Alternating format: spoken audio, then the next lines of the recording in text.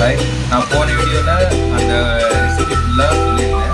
இப்போ வந்து இது நான் சாப்பிட போகிறேன். எப்படி இருக்குன்னு உங்களுக்கு தெரியும்ல. அதான்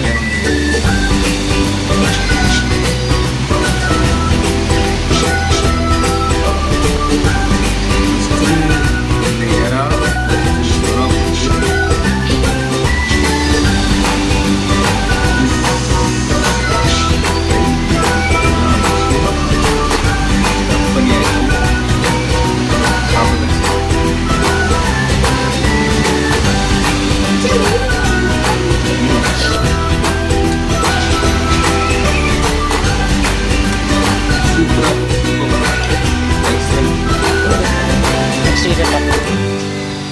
எல்லாம் சூப்பராக இருக்குது. நீங்களே வீட்டில் செஞ்சு பாருங்கள், நல்லா சாப்பிடுங்க.